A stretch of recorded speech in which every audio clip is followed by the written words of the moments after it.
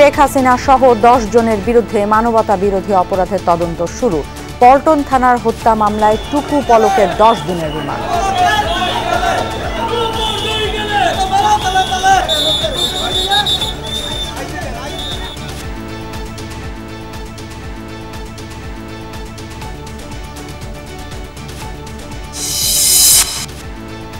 অস্থিরতার পর রোববার খুলছে বিশ্ববিদ্যালয় সহ সব শিক্ষা প্রতিষ্ঠান। 11 সেপ্টেম্বর থেকে নেওয়া হবে এইচএসসির বাকি পরীক্ষা।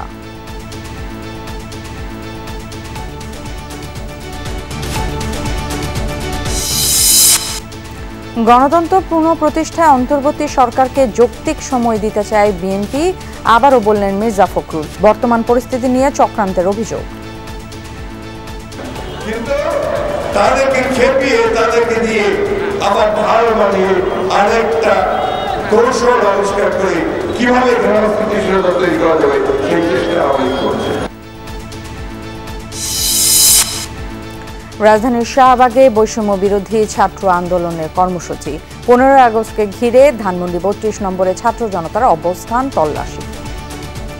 বৈষম্য বিরোধী ছাত্র আন্দোলনের পরিচয় দিয়ে তারা বিভিন্ন মোড়ে এই যে ফোন চেক করে মানুষের প্রাইভেসি লঙ্ঘন করেছে, যেটিকে আমরা অত্যন্ত নিন্দনীয় কাজ মনে করছি এবং সেটির আমরা প্রতিবাদ জানাচ্ছি। বাড়ছে অন্তর্বর্তীকালীন সরকারের পরিধি। কাল বঙ্গভবনের রাষ্ট্রপতির কাছে শপথ নেবেন নতুন 5 উপদেষ্টা। ওয়াসার বিতর্কিত এমডি তাকসিম খানের পদত্যাগ।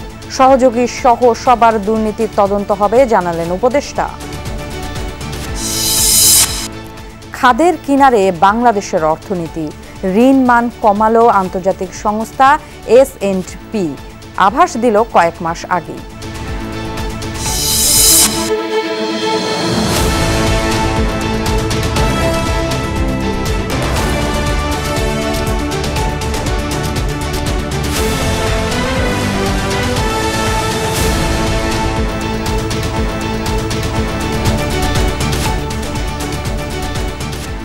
সবাইকে আমন্ত্রণ সন্ধ্যার বাংলাদেশে। সাথে থাকছি আমি ফারহানা ন্যান্সি।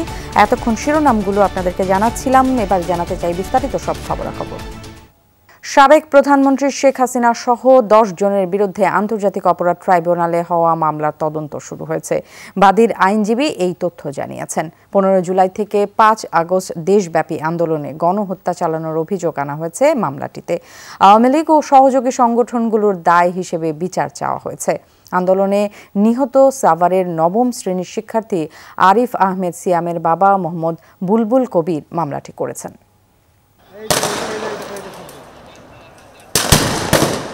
15 জুলাই থেকে 5 আগস্ট পর্যন্ত রাজধানী সহ সারা দেশে বৈষম্য বিরোধী আন্দোলনে শেখ হাসিনা সরকারের পতন হয়।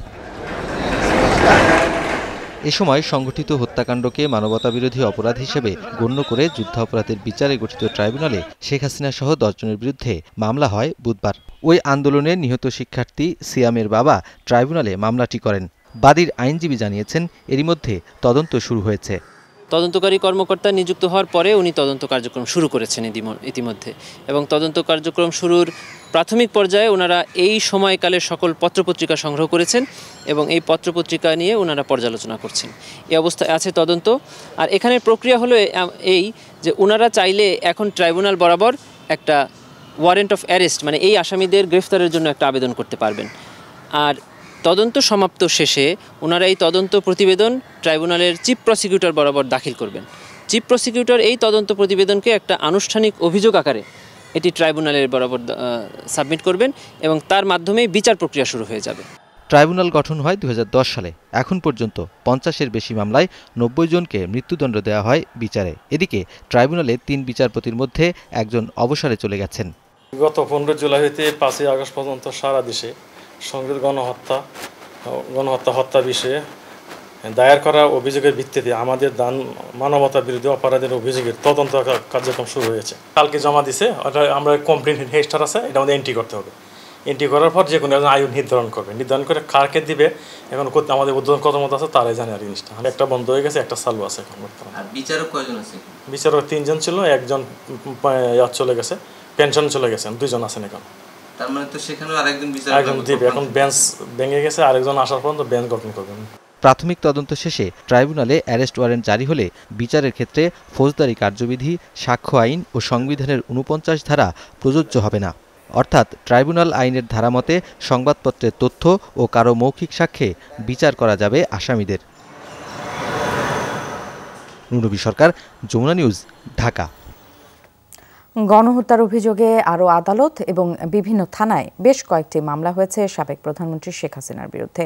এসব মামলায় আরও আসামি করা হয়েছে সাবেক সড়ক পরিবহন ও সেতুমন্ত্রী ওবায়দুল কাদের, সাবেক স্বরাষ্ট্রমন্ত্রী আসাদুজ্জামান খান, সাবেক আইজিপি চৌধুরী আবদুল্লাহ আল মামুন সহ পুলিশের ঊর্ধ্বতন কর্মকর্তাদের নামে। এসব মামলা আমলে নিয়ে তদন্তের নির্দেশ দিয়েছেন আদালত।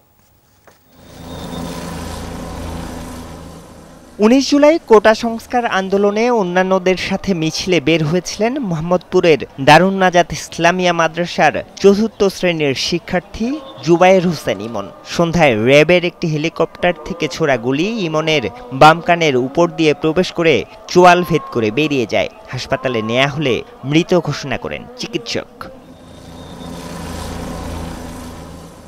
হেলিকপ্টার থেকে স্নাইপার দিয়ে গুলি করে হত্যার অভিযোগে সাবেক প্রধানমন্ত্রী শেখ হাসিনা সহ ১৪ জনের বিরুদ্ধে ঢাকার সিএমএম আদালতে মামলা দায়ের করেন শিশুটির মামা আবদুল্লাহ আল সাইদ। মামলাটি আমলে নিয়ে মোহাম্মদপুর থানাকে তদন্তের নির্দেশ দেন মেট্রোপলিটন ম্যাজিস্ট্রেট রাজেশ চৌধুরী। মামলায় সাবেক প্রধানমন্ত্রী শেখ হাসিনা ছাড়াও আওয়ামী লীগের সাধারণ সম্পাদক ওবায়দুল কাদের, সাবেক স্বরাষ্ট্রমন্ত্রী আসাদুজ্জামান খান, সাবেক আইনমন্ত্রী আনিসুল হক সহ 5 মন্ত্রী ও পুলিশ র্যাবের ঊর্ধ্বতন কর্মকর্তাদের এই হত্যাকাণ্ডের নির্দেশদাতা হিসাবে আসামি করা হয়। আল্লাহ করে মসজিদের সামনে বাইরে হওয়ার পরে ওই রাস্তার মধ্যে ওই আপনার এই হেলিকপ্টার থেকে পরে গুলি করছে, যে এখানে গুলি করছে, এখান থেকে বেরিয়েছে। মোহাম্মদপুর থানায় কয়েকবার গিয়েছিল সেটা মামলা হিসেবে রুজু করার জন্য। ওখান থেকে অপারগতা প্রকাশ করে তার বাধ্য হয়ে তারা আজকে আমাদের মাধ্যমে এসে বিজ্ঞ মহানগর আমার সিএমএম আদালতে 9 নম্বর কোর্টে রাজেশ স্যারের কোর্টে আমরা সিএর মামলা একটা ফাইল করি। 5 আগস্ট রাজধানীর শেরে বাংলা এলাকায় শাহাবুদ্দিন নামে এক যুবককে হত্যার নির্দেশদাতা হিসেবেও সাবেক প্রধানমন্ত্রী সহ 5 জনের বিরুদ্ধে আরেকটি মামলা দায়ের করা হয় আদালতে। মামলাটি আমলে নিতে শেরে বাংলা নগর থানাকে নির্দেশ দেন আদালত। ওই গুলি এখানে করে লগে লগে ডেট বুঝি লইয়া গেছি, মাটি মুড়ি দিয়ে দুটো বাচ্চা তুলছে, একটা বাচ্চার মাও আছে এখানে। আমি এটা বিচার চাই। পুলিশ ছিল, তারা মনে করছে থানা ঘেরাও করার জন্য আসতেছে। তারা এই ধারণা থেকে বাইর হয়ে আসে এবং ফায়ার করতে করতে বাইরে যায়। ওই সময় 7 জন লোক মারা যায়। এদিকে গণহত্যার দায়ে শেখ হাসিনা সহ 7 জনের বিরুদ্ধে দুপুরে রাজধানীর শাহবাগ থানায় আরেকটি মামলা দায়ের করেছেন আন্দোলনে নিহত ইসমামুল হকের ভাই মুহিবুল হক। গত 5 আগস্ট কেন্দ্রীয় শহীদ মিনারে বৈষম্য বিরোধী ছাত্র আন্দোলনের অবস্থান কর্মসূচিতে গুলিবিদ্ধ হন ইসমামুল হক। পরে ঢাকা মেডিকেল কলেজ হাসপাতালে মারা যান তিনি। মামলায় শেখ হাসিনা ছাড়াও সাবেক স্বরাষ্ট্রমন্ত্রী আসাদুজ্জামান খান, সাবেক আইজিপি চৌধুরী আবদুল্লাহ আল মামুন, সাবেক ডিএমপি কমিশনার হাবিবুর রহমান, সাবেক অতিরিক্ত পুলিশ কমিশনার হারুনুর রশিদ, সাবেক সহকারী পুলিশ কমিশনার শুভ্র দাস ও সাবেক সহকারী পুলিশ কমিশনার ইমরুল ইসলামকে আসামি করা হয়। আরিফুর রহমান সবুজ, যমুনা নিউজ, ঢাকা। ছাত্র জনতার আন্দোলনে সহিংসতা ও হত্যাকাণ্ডের ঘটনা তদন্তে আগামী সপ্তাহে ঢাকা আসছে জাতিসংঘের ফ্যাক্ট ফাইন্ডিং মিশন। বহুজাতিক এই সংস্থাটি তাদের অর্থায়নে সব ধরনের প্রভাব মুক্ত হয়ে কাজ করবে বলে জানিয়েছেন আবাসিক সমন্বয়কারী গোয়েন লুইস। তাদের এই কাজে সরকার সব ধরনের সহায়তা করবে বলে আশ্বস্ত করেছেন পররাষ্ট্র উপদেষ্টা তৌহিদ হোসেন।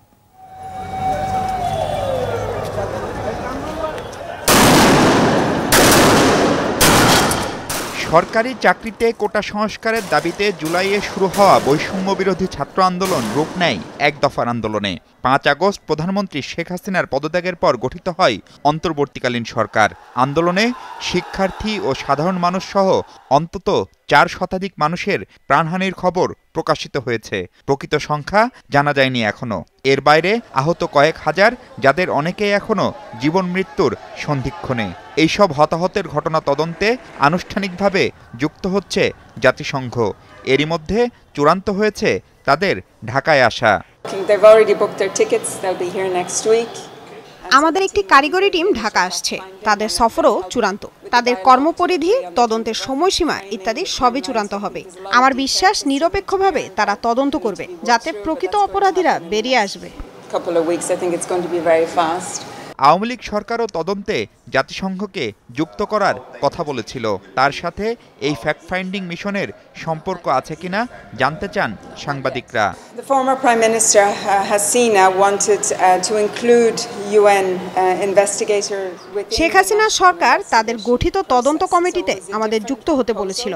এখন আমরা যেটা করছি সেটা জাতিসংঘের নিজস্ব অনুসন্ধান। এই মিশনের অর্থায়ন থেকে সবকিছু জাতিসংঘই করবে। Because it's felt very much if it's neutral there will be more credibility. পররাষ্ট্র উপদেষ্টা জানান, সংগঠিত হত্যাকাণ্ডের নিরপেক্ষ তদন্ত ও দোষীদের বিচার সরকারের লক্ষ্য। এ কাজে জাতিসংঘকে সব ধরনের সহায়তা দিবে অন্তর্বর্তীকালীন সরকার। তারা স্বাধীনভাবে করুক, কিন্তু উনি যদি এখানে ইনভেস্টিগেট করতে যান তার সিকিউরিটি ব্যবস্থাটা হলেও তো দেখতে হবে। কাজেই স্বাধীন যতই হোক না কেন তারপরেও তো আমাদের ইনভলভমেন্ট থাকতেই হবে, কারণ এই সরকারও চায় যে একটা ট্রান্সপারেন্ট একটা ইনভেস্টিগেশন হোক এবং তার ভিত্তিতে আইনগত ব্যবস্থা নিয়ে শাস্তি দেওয়া হোক। কাউকে কিন্তু আরবিট্রারিলি বা সামারি ট্রায়ালের কোনো চিন্তা কিন্তু সরকারের নেই। আমরা পুরোপুরি আইন অনুযায়ী করতে চাই কাজটা। এর আগে রাশিয়ার রাষ্ট্রদূত কথা বলেন উপদেষ্টার সাথে। তবে ডিসেম্বরে মস্কোর মুখপাত্র বাংলাদেশে যে আরব বসন্তের মতো গণজাগরণের আশঙ্কা করেছিলেন তা নিয়ে কিছু জানেন না বলে দাবি করেন রাষ্ট্রদূত। Frankly speaking, I do not have such type of information. If you have, please share it with us.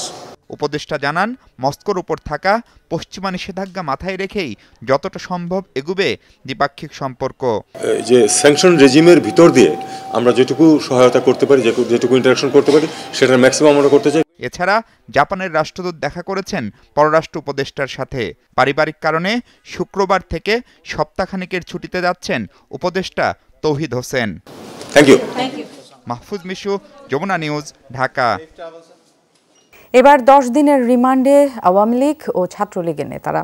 সাবেক ডেপুটি স্পিকার শামসুল হক টুকু, সাবেক আইসিটি প্রতিমন্ত্রী জুনায়েদ আহমেদ পলক এবং ছাত্রলীগ নেতা তানভীর হাসান সৈকতকে কড়া নিরাপত্তার মধ্যে আদালতে নেওয়া হয়। পল্টন থানায় দায়ের করা হত্যা মামলায় পুলিশের আবেদনের প্রেক্ষিতে 10 দিনের রিমান্ড মঞ্জুর করেন সিএমএম আদালত। মাত্র কদিন আগেও যারা ছিলেন ক্ষমতাধর, সংসদের দ্বিতীয় সর্বোচ্চ ব্যক্তি বা যার কথায় ইন্টারনেট বন্ধ হতো কিংবা ঢাকা বিশ্ববিদ্যালয়ে বক্তব্য দিয়ে ঝড় তুলতেন, তারাই এখন আসামির কাঠগড়ায়। সাবেক ডেপুটি স্পিকার শামসুল হক টুকু, সাবেক আইসিটি ডাক টেলিযোগাযোগ প্রতিমন্ত্রী জুনায়েদ আহমেদ পলক এবং ঢাকা বিশ্ববিদ্যালয়ের ছাত্রলীগ নেতা তানভীর সৈকতকে বুধবার নিকুঞ্জ থেকে রাতে গ্রেফতারের পর রাখা হয় ডিবি কার্যালয়ে। বৃহস্পতিবার বিকেলে তাদের হাজির করা হয় সিএমএম কোর্টে। এ সময় আর্মড পুলিশ ও সেনাবাহিনী পুরো আদালত চত্বরের নিয়ন্ত্রণ নেয়। আসামিদের আদালতে তোলার সময় বিএনপিপন্থী শত শত আইনজীবী বাইরে ও এজলাসের ভেতরে অবস্থান নিয়ে তাদের বিরুদ্ধে স্লোগান দিতে থাকেন।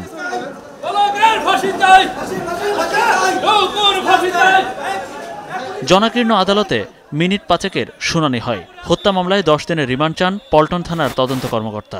আসামিপক্ষের একজন আইনজীবী কথা বলেন আদালতে, পরে পুলিশের আবেদন মঞ্জুর করেন আদালত। হত্যাকাণ্ডের মদতদাতা সবকিছু তারা মদতদাতা এবং নট অনলি দ্যাট, এই যে হত্যাকাণ্ডগুলো সংগঠিত হয়েছে এইটা জনসাধারণ যাতে না জানতে, বহির্বিশ্ব না জানতে পারে, এই জন্য পলক সমস্ত ইন্টারনেট সহ সবকিছু বন্ধ করেছে।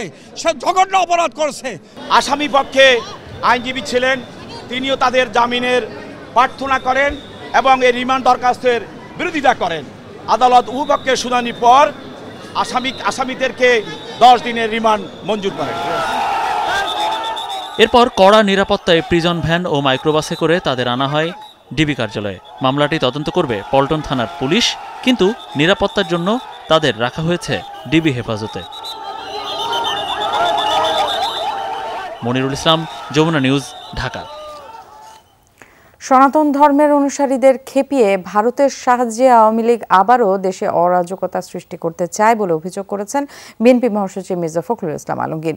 বিকেলে রাজধানীর নয়াপল্টনে দলটির অবস্থান কর্মসূচিতে অভিযোগ করেন তিনি। মির্জা ফখরুল বলেন, আওয়ামী লীগ সরকার পক্ষের চিহ্নিতদের বিচারের আওতায় আনতে হবে, গণহত্যাকারীদের বিচার করতে হবে আন্তর্জাতিক অপরাধ ট্রাইব্যুনালে। অন্তর্বর্তীকালীন সরকার দেশে স্বস্তি ফিরিয়ে এনে যে নির্বাচন দেবে তাতে জনগণ ভোটাধিকার প্রয়োগ করতে পারবে বলেও প্রত্যাশা করেন তিনি। সেক্ষেত্রে সরকারকে যৌক্তিক সময় দিতে চায় বিএনপি। গণ অভ্যুত্থানের অর্জন নষ্ট করতে আওয়ামী লীগকে যে কোনো রকম চক্রান্ত করা থেকে বিরত থাকার আহ্বান জানিয়েছে বিএনপি মহাসচিব। এ সময় তিনি বিএনপির নাম ভাঙিয়ে বহিরাগত কেউ অনাচার সৃষ্টি করতে চাইলে তা প্রতিরোধ করতে নেতাকর্মীদের নির্দেশ দেন। আজকে এদের বিচার করতে হবে আন্তর্জাতিক মানবতা বিরোধী আইনে, অর্থাৎ এরা ক্রাইম করেছে, অপরাধ করেছে আন্তর্জাতিক আইনের মধ্যে, মানুষের উপরে মানুষের হত্যা করেছে, নির্যাতন করেছে, গণহত্যা চালিয়েছে। শোকাবহ 15 আগস্ট 75-এর এই দিনেই সপরিবারে হত্যা করা হয় বঙ্গবন্ধুকে। আওয়ামী লীগ সরকারের গত 3 মেয়াদে 15 আগস্ট জাতীয় শোক দিবস হিসেবে পালিত হলেও এবার পালিত করা হয়নি সেই দিনটি। 15 আগস্ট 1975 সদ্য স্বাধীন বাংলাদেশের ইতিহাসে এক কালো অধ্যায়। 15 আগস্ট ভোররাতে কিছু সংখ্যক বিপদগামী সেনা সদস্য ধানমন্ডি 32 নম্বরের বাসভবনে বঙ্গবন্ধু শেখ মুজিবুর রহমানকে সপরিবারে হত্যা করে। বঙ্গবন্ধুকে হত্যা করেই থামেনি ঘাতকরা।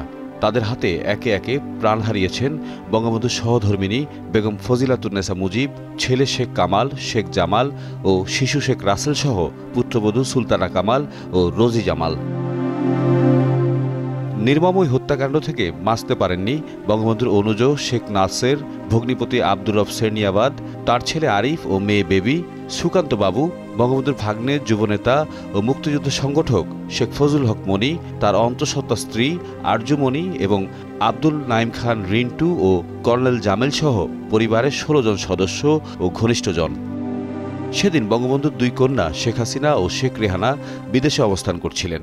বঙ্গবন্ধু তো জাতীয় নেতা এবং তার নেতৃত্বেই আমরা স্বাধীনতা লাভ করি। সুতরাং স্বাধীনতার নেতাকে যদি হত্যা করা হয় সেটা জাতির অপূরণীয় ক্ষতি, দেশের ক্ষতি এবং জনগণের ক্ষতি। এই ক্ষতি পুষিয়ে কিভাবে পোষানো যাবে সেটি তাকে তো আর ফিরে পাবো না। তার নীতি আদর্শ যদি আমরা ধারণ করি আর সেটি হচ্ছে, তাহলে আমরা বলতে পারবো যে আমরা মানে এক ধরনের তার ঋণ স্বীকার করলাম। ছাত্র জনতার অভ্যুত্থানের মুখে চলতি মাসের 5 তারিখ পদত্যাগ করে দেশ ছাড়তে বাধ্য হন সাবেক প্রধানমন্ত্রী শেখ হাসিনা।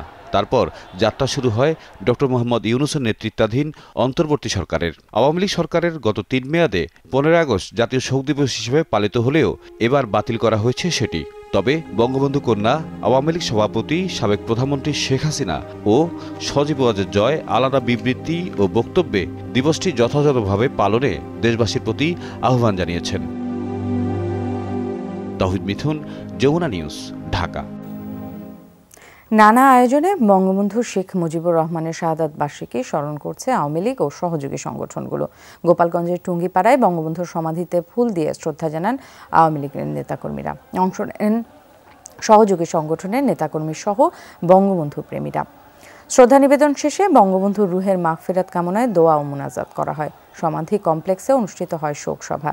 এতে বক্তারা শোককে শক্তিতে পরিণত করার প্রত্যয় জানান। সভা শেষে তোবারক বিতরণ করা হয়।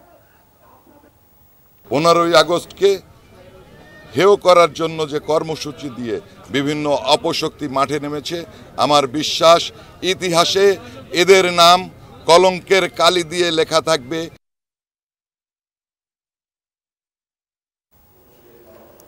সকালে খুলনার দলীয় কার্যালয়ে শেখ মুজিবুর রহমানের প্রতিকৃতিতে ফুল দিয়ে শ্রদ্ধা জানান নেতাকর্মীরা। পরে শোক মিছিল বের করা হয়। মিছিলটি আওয়ামী লীগের অফিস প্রাঙ্গণ প্রদক্ষিণ করে। এ সময় নেতাকর্মীরা বঙ্গবন্ধুকে রাজনীতির ঊর্ধ্বে রাখার আহ্বান জানান। সবশেষে আওয়ামী লীগের কার্যালয়ে কালো পতাকা উত্তোলন করা হয়। জাতির পিতা বঙ্গবন্ধু বাংলাদেশ, একই সমান্তরালে 3টি শব্দের একটি দেশ বাংলাদেশ। বঙ্গবন্ধু কোনো দলের না, বঙ্গবন্ধু হচ্ছে এই দেশের, বঙ্গবন্ধু মানেই বাংলাদেশ। সকল মানুষ, বাংলাদেশের প্রত্যেকটা নাগরিকের উচিত বঙ্গবন্ধুর প্রশ্নে আপোষহীন থাকা। সকালে চাঁপাইনবাবগঞ্জে সংক্ষিপ্ত কর্মসূচি পালন করেছে পৌর স্বেচ্ছাসেবক লীগ। জেলা আওয়ামী লীগ অফিসের সামনে কয়েকজন নেতাকর্মী দাঁড়িয়ে জাতীয় এবং দলীয় পতাকা উত্তোলন করে। পরে রুহের মাগফিরাত কামনায় মোনাজাত করা হয়। শরীয়তপুরের জাজিরা উপজেলায় আওয়ামী লীগের কার্যালয় থেকে শোক র্যালি বের করা হয়। এতে অংশ নেয় সহযোগী সংগঠনের নেতাকর্মীরাও। র্যালিটি বিভিন্ন সড়ক ঘুরে জাজিরা টিএনটি মোড়ে গিয়ে শেষ হয়। পরে অনুষ্ঠিত হয় পথসভা। সুনামগঞ্জে আওয়ামীপন্থী আইনজীবীরা শোক র্যালি বের করেছেন। পরে তারা বঙ্গবন্ধুর প্রতিকৃতিতে শ্রদ্ধা জানান। এছাড়া জেলা আওয়ামী লীগের উদ্যোগেও শ্রদ্ধা নিবেদন করা হয়েছে। সংকটকালে নেতাকর্মীদের ঐক্যবদ্ধ থাকার আহ্বান জানান নেতারা।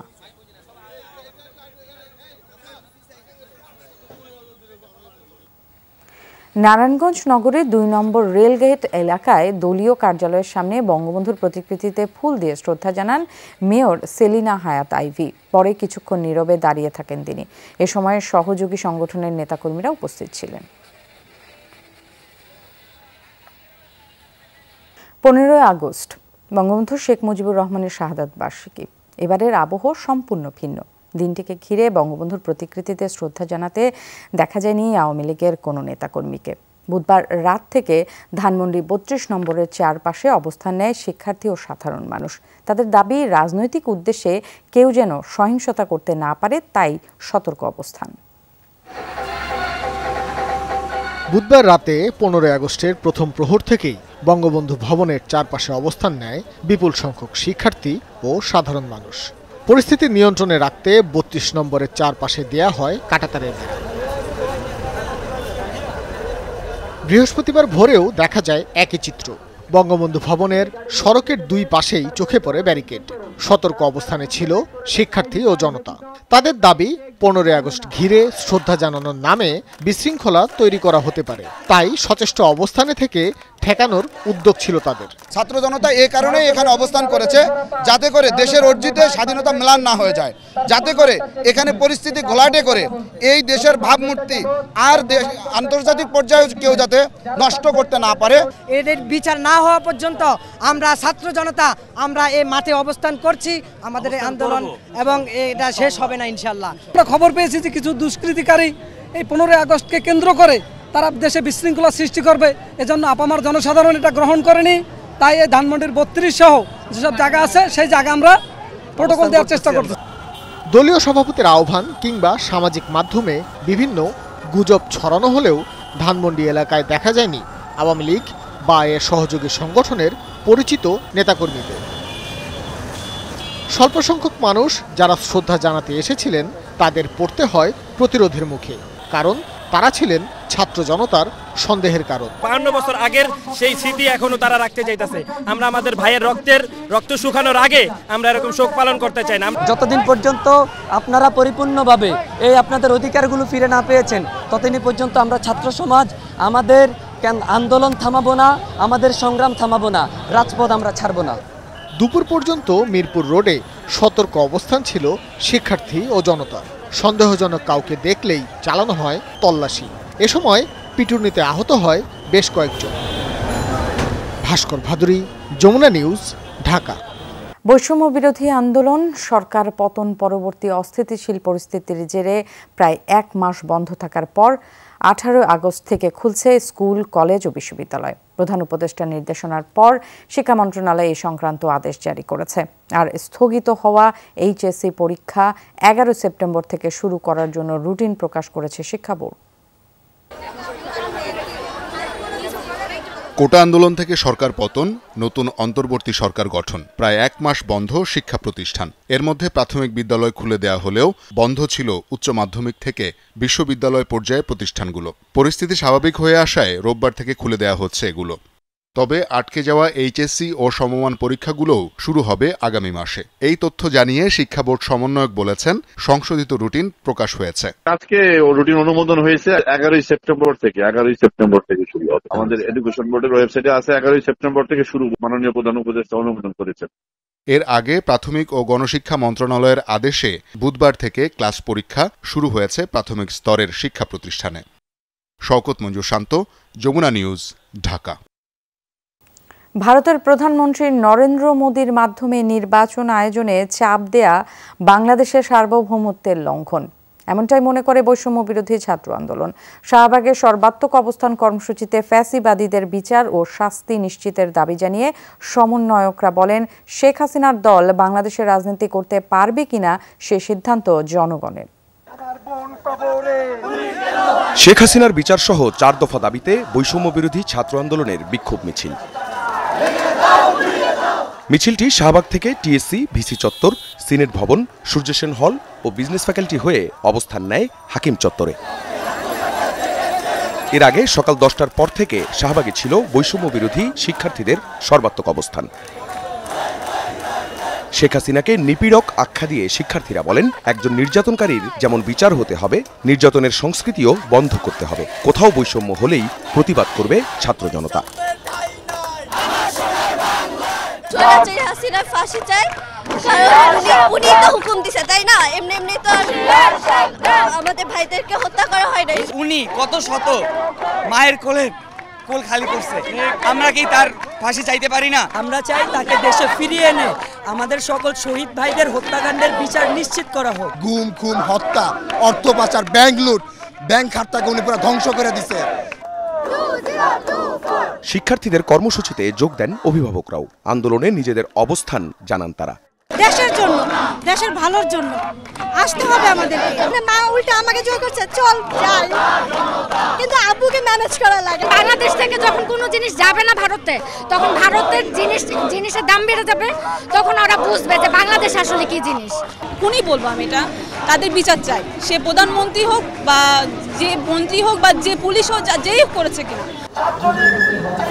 সমন্বয়ক হাসনাত আব্দুল্লাহ বলেন, গণমানুষ থেকে বিচ্ছিন্ন হয়ে শেখ হাসিনা নরেন্দ্র মোদীর মাধ্যমে বাংলাদেশে নির্বাচন করতে চান। বাংলাদেশের নির্বাচন নিয়ে যখন মানুষের কাছে সেখানে আবেদন না করে মোদির কাছে যেখানে আবেদন করে, সেখানে আমাদের সার্বভৌমত্বটি প্রশ্নবিদ্ধ হয়। সুতরাং আমরা স্পষ্ট করে দিতে চাই, এই যে ইউএসএ তে বসে আপনি দেশের বিষয়ে সিদ্ধান্ত নেওয়ার আপনার কোনো ধরনের অধিকার নাই। আপনাদের নৌকা অনেক আগে ফুটা হয়ে গিয়েছে, দিয়ে নৌকার পাটাতন আপনাদের নাই। সুতরাং বইটা খুঁজে লাভ নাই, মোদির বইটা দিয়ে বাংলাদেশের নৌকা চালাবেন, এই আশা আপনারা আর করেন না। আরেক সমন্বয়ক সার্জিস আলম বলেন, জনগণ সিদ্ধান্ত নেবে আওয়ামী লীগ বাংলাদেশে রাজনীতি করতে পারবে কি না। 16 বছরে মানুষের উপর যে অত্যাচার করেছে, নির্যাতন করেছে, তার হিসাব দিতে হবে। আগে তার জন্য শাস্তি পেতে হবে, তারপর জনগণ নির্ধারণ করবে সে নির্বাচনে দাঁড়াতে পারবে নাকি পারবে না। এই বাংলাদেশে আবার ছাত্র জনতার এই বিপ্লবের বিরুদ্ধে প্রতি বিপ্লব করার চেষ্টা পর্যন্ত আমরা দেখি। আমরা বলে দিচ্ছি, 5ই আগস্ট দেখেছেন, এরপরে যা দেখবেন তা দেখার জন্য ছাত্র জনতার পক্ষ থেকে যা হবে তা দেখার জন্য আপনাদের অস্তিত্ব থাকবে না। 7 দিনের রেজিস্ট্যান্স উইক কর্মসূচির 3য় দিনে ছিল এই সর্বাত্মক অবস্থান। আখলাকুস সাফা, যমুনা নিউজ, ঢাকা। রাস্তায় মানুষের মোবাইল ফোন চেক করে হেনস্থা না করার আহ্বান জানিয়েছে বৈষম্য বিরোধী ছাত্র আন্দোলন। নিজ ফেসবুক পেজে পোস্ট করা এক ভিডিও বার্তায় আন্দোলনের সমন্বয়ক হাসনাত আব্দুল্লাহ বলেন, মানুষের প্রাইভেসি নষ্ট হয় এমন কোনো কর্মকাণ্ড সমর্থন করে না বৈষম্য বিরোধী ছাত্র আন্দোলন। ছাত্রলীগ যেভাবে আমাদের ফোন চেক করে দেখেছিল যে আন্দোলন সংশ্লিষ্ট কোনো ছবি আছে কিনা, এবং তারা আমাদের শিক্ষার্থীদের উপরে নির্যাতন করেছে ফোন চেক করার মধ্য দিয়ে, এবং সেটি প্রাইভেসি লঙ্ঘন হয়েছে, আমরা তখন সেই বিষয়টির প্রতিবাদ জানিয়েছি। কিন্তু আজকে আমরা দেখেছি যারা বৈষম্য বিরোধী ছাত্র আন্দোলনের পরিচয় দিয়ে তারা বিভিন্ন মোড়ে মোড়ে এই যে ফোন চেক করে মানুষের প্রাইভেসি লঙ্ঘন করেছে, যেটিকে আমরা অত্যন্ত নিন্দনীয় কাজ মনে করছি এবং সেটির আমরা প্রতিবাদ জানাচ্ছি এবং তাদেরকে আমরা হুঁশিয়ার করে দিতে চাই, আপনারা এই ধরনের কাজের আর কখনোই পুনরাবৃত্তি করবেন না। কারণ এই ছাত্রলীগীয় কায়দায় যে কাজগুলো হয় আমরা সেটিরও কিন্তু পরিবর্তন চাই। ডক্টর মোহাম্মদ ইউনূসের নেতৃত্বাধীন অন্তর্বর্তীকালীন সরকারের উপদেষ্টার সংখ্যা বাড়ছে। নতুন করে শপথ নেবেন আরও 5 উপদেষ্টা। এ নিয়ে মোট উপদেষ্টার সংখ্যা দাঁড়াবে 22 জনে। বৃহস্পতিবার রাষ্ট্রপতি মোহাম্মদ শাহাবুদ্দিনের প্রেস সচিব জয়নাল আবেদিন বিষয়টি গণমাধ্যমকে নিশ্চিত করেছেন। আগামীকাল শুক্রবার বিকেল 4টায় বঙ্গভবনে শপথ গ্রহণ অনুষ্ঠিত হবে। এর আগে 8 আগস্ট অন্তর্বর্তীকালীন সরকারের প্রধান উপদেষ্টা ডক্টর ইউনূস সহ 13 উপদেষ্টা শপথ নেন। সে সময় ঢাকার বাইরে থাকায় অন্য 3 উপদেষ্টা শপথ নিতে পারেননি। তাদের মধ্যে 2 জন সুপ্রদীপ চাকমা ও বিধান রঞ্জন রায় শপথ নেন গত রোববার। সবশেষ মঙ্গলবার উপদেষ্টা হিসেবে শপথ নেন ফারুকী আজম। অবশেষে ঢাকা ওয়াসার বিতর্কিত এমডি তাকসিম এ খানের 15 বছরের রাজত্বের অবসান হয়েছে। তার চুক্তি বাতিল করে প্রজ্ঞাপন জারি করেছে স্থানীয় সরকার মন্ত্রণালয়। এলজিআরডি উপদেষ্টা জানিয়েছেন, তাকসিম খান ও তার সহযোগীদের দুর্নীতি তদন্ত করা হবে। বলেন, মেয়র চেয়ারম্যানদের অনুপস্থিতিতে স্থানীয় সরকারের ডিডি জন্ম ও মৃত্যু সনদ দেওয়ার দায়িত্ব পালন করবেন। ওয়াসার এমডি হিসেবে 2009 সালের সেপ্টেম্বরে নিয়োগ পেয়েছিলেন তাকসিমে খান। এরপর কয়েক দফা চুক্তি বাড়িয়ে এমডি হিসেবে রেকর্ড করেন তিনি। মাসে বেতন নিতেন 6.5 লাখ টাকা। তার আমলেই বিভিন্ন প্রকল্পের জন্য ওয়াসার ঋণ করতে হয়েছে 19,000 কোটি টাকা। হয়েছে বিস্তর দুর্নীতি, পানির দাম বেড়েছে 16 বার। এত সব অনিয়ম করে জবাবদিহিতার ঊর্ধ্বে থাকলেও শেষ পর্যন্ত বাতিল হলো তার চুক্তি। ছাড় পাবেন না দুর্নীতির অভিযোগ থেকেও। সিদ্ধান্ত হয়েছে অলরেডি যে তাকে কন্ট্রাক্ট যেটা আছে সেই কন্ট্রাক্টটা টার্মিনেট করা হবে।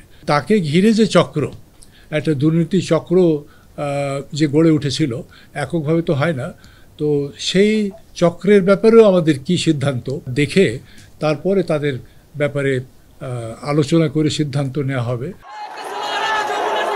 আওয়ামী লীগ সরকার পতনের পর সিটি, পৌরসভা, উপজেলা ও ইউপির বেশিরভাগ নির্বাচিত জনপ্রতিনিধি অনুপস্থিত। এ অবস্থায় সিটি ও পৌরসভার ক্ষেত্রে জন্ম নিবন্ধন ও মৃত্যু সনদ দেওয়ার দায়িত্ব দেওয়া হয়েছে স্থানীয় সরকারের জেলা উপপরিচালকদের। ইউপির ক্ষেত্রে যেতে হবে ইউনোর কাছে। প্রত্যেক দিনই জন্ম হচ্ছে, প্রত্যেক দিনই মৃত্যু হচ্ছে। আর এখন এই ডেথ সার্টিফিকেট এবং বার্থ সার্টিফিকেট অপরিহার্য। আজকে আমি মারা গেলাম, আমার কবর দেওয়া যাবে না unless I get the death certificate. তাহলে গ্রামে গঞ্জে এই সমস্যাটা হচ্ছে আর কি। সেই জন্য ইউনিয়ন পর্যায় পর্যন্ত এই ডেথ সার্টিফিকেট এবং বার্থ সার্টিফিকেট দেওয়ার ব্যবস্থা হয়েছে।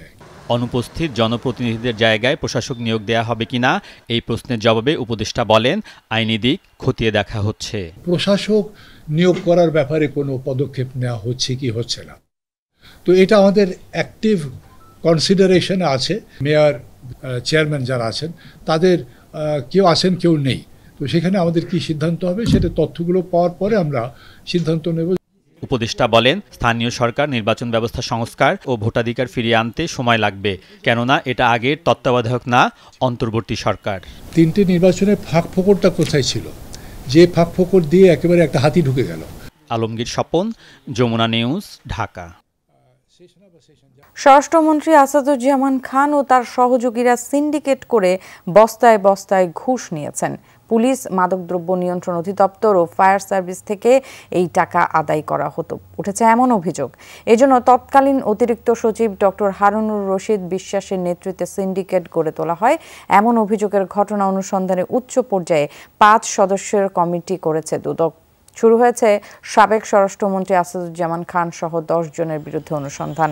আরও যাদের বিরুদ্ধে অনুসন্ধান হচ্ছে তারা হলেন তৎকালীন অতিরিক্ত সচিব ডক্টর হারুনুর রশিদ বিশ্বাস, যুগ্ম সচিব ধনঞ্জয় কুমার দাস, মন্ত্রীর সহকারী একান্ত সচিব মনির হোসেন, জনসংযোগ কর্মকর্তা শরীফ মাহমুদ অপু, প্রশাসনিক কর্মকর্তা মোল্লা ইব্রাহিম হোসেন সহ 10 জন। স্বরাষ্ট্রমন্ত্রী জনাব আসাদুজ্জামান খান এবং তার সাথে কয়েকজন কর্মকর্তার বিরুদ্ধে দুর্নীতির অভিযোগ সংক্রান্ত একটি অভিযোগ আমাদের দুর্নীতি দমন কমিশনে এসেছে। দুর্নীতি দমন কমিশন কর্তৃক এই অভিযোগটি যাচাই বাছাই করা হয়েছে এবং প্রাথমিক কিছু সত্যতা পাওয়া গেছে বলে 5 সদস্য বিশিষ্ট একটি কমিটি গঠন করা হয়েছে। এই 5 সদস্য বিশিষ্ট কমিটি এই বিষয়টি সার্বিকভাবে অনুসন্ধান করে দেখবেন। ক্রেডিট রেটিং বা ঋণ মান নিয়ে ভালো খবর পাচ্ছে না বাংলাদেশ। মার্কিন সংস্থা স্ট্যান্ডার্ড অ্যান্ড পুয়ারের হিসেবে সম্প্রতি স্কোর এক ধাপ নেমেছে। এজন্য বৈদেশিক মুদ্রার রিজার্ভের পতন, চড়া সুদ ও রাজনৈতিক অস্থিতিশীলতাকে দায়ী করা হয়েছে। গবেষকরা বলছেন, কয়েক মাস আগে থেকেই রেটিং কমার আভাস ছিল। নতুন সরকার ব্যাংকে সুশাসন ফেরাতে না পারলে এই রেটিং বাড়বে না, তখন বিপদ হবে বিদেশি ঋণ নিয়ে। ক্রেডিট রেটিং হলো ঋণ ফেরত দেওয়ার সক্ষমতা সূচক। এটি মূলত পর্যবেক্ষণ ও যাচাই করে যুক্তরাষ্ট্রসহ পশ্চিমা বিভিন্ন দেশ। উদ্দেশ্য, কোনো ব্যক্তি, প্রতিষ্ঠান বা দেশের মূলধন, বিনিয়োগের খাত, ঋণ পরিশোধের হার সহ নানা সূচক হিসাব করে একটি স্কোর দেয়া। সর্বোচ্চ স্কোর AAA মানে আর্থিক সক্ষমতা খুব ভালো, অন্যদিকে C মানে টাকা ফেরত পাওয়ার আশা খুব কম। 2008 সাল থেকে ক্রেডিট রেটিংয়ের আওতায় আসে বাংলাদেশ। তখন থেকে এই স্কোর B এর ঘরে ঘুরপাক খেয়েছে। সম্প্রতি এটি BB- থেকে B+ নামিয়ে এনেছে আন্তর্জাতিক সংস্থা S&P গ্লোবাল। বুধবার এক বিজ্ঞপ্তিতে সংস্থাটি জানায়, রিজার্ভে পতন অব্যাহত থাকায় বাংলাদেশের তারল্য সক্ষমতা কমার ইঙ্গিত পাওয়া যাচ্ছে। একই সঙ্গে এখানে সুদ ব্যয়ের অনুপাত অনেক বেশি। বাজেট ঘাটতির আকার কমলেও এখনও অনেক বড়, যা S&Pর আর্থিক মূল্যায়নে প্রভাব ফেলেছে। তাই সার্বিক বিবেচনায় সভরেন ক্রেডিট রেটিং কমানো হলো। সাম্প্রতিক আন্দোলনের উপরে এই ঋণমান কমানোটা যে সরাসরি যুক্ত, এটা আমার মনে হয় না। আমার ধারণা সেটা হলো যে এই তথ্য উপাত্ত তো আগেই নেওয়া হয়েছে এবং আমাদের যে সার্বিক অর্থনৈতিক পরিস্থিতি যে দুর্বল হয়েছে সেইটারই চিহ্ন হিসেবে এটা আসছে। অর্থনীতি কিন্তু কোথাও থেমে যায় নাই, কিন্তু অর্থনীতি মন্থর হয়েছে। লক্ষণগুলো, খারাপের লক্ষণগুলো দৃশ্যমান হচ্ছিল। ঠিক এরকম একটা সময়ে অনেক ওয়ার্নিং কিন্তু অর্থনীতিবিদরা বা বিভিন্ন ওয়ার্ল্ড ব্যাংক বা IMF-এর শর্তের মধ্যে আমরা ঢুকে গেলাম। বিদেশি কোনো ব্যাংকের নিশ্চয়তা ছাড়া বাংলাদেশের কোনো ব্যাংক LC খুলতে পারছে না। ডলার সংকটের পর থেকেই এই নিশ্চয়তা পেতে বাড়তি অর্থ গুনতে হচ্ছে। ভালো খবর নেই বিদেশি বিনিয়োগ নিয়েও। ক্রেডিট রেটিং কমার খবরে এসব সংকট আরও তীব্র হবে। আগের সরকারের একটা বড় ভুল ছিল, ওনারা যতখানি শর্ট টার্মে বিভিন্ন কিছুকে ভালো দেখানোর চেষ্টা করেছেন, তার থেকে medium term economic fundamentals, institutional quality, good গভর্নেন্সের জায়গাগুলো অতখানি জোর দেন নাই, যেটা আমি মনে করি একটা বড় দুর্বলতা ছিল। আমার আশা হলো যে এখন যে সরকার আছেন, যারা দায়িত্বে আছেন, তারা সেই ধরনের ভুল রাস্তায় যাবেন না। নিরপেক্ষ ইন্টারিম গভর্নমেন্ট আসছে, যার প্রধান এবং একজন পরিচিত মুখ সারা বিশ্বে। ফলে এইটার একটা ইমেজ ইম্প্যাক্ট কিন্তু পলিটিক্সের উপর আসবে এবং এর মাধ্যমে যদি ওনারা স্বল্পতম সময়ে আস্থাটা ফেরত আনতে পারেন, তাহলে আমি ঋণমান এক ধাপ কমানোকে খুব খারাপভাবে দেখি না। এর আগে চলতি বছরের মে মাসে বাংলাদেশের ক্রেডিট রেটিং কমানোর ঘোষণা দেয় নিউ ইয়র্ক ভিত্তিক অন্য দুই সংস্থা, মুডিস ও ফিঞ্চ। তৌহিদ হোসেন, যমুনা নিউজ, ঢাকা। এই ছিল আজকে সন্ধ্যার বাংলাদেশের আয়োজনে। ধন্যবাদ সবাইকে।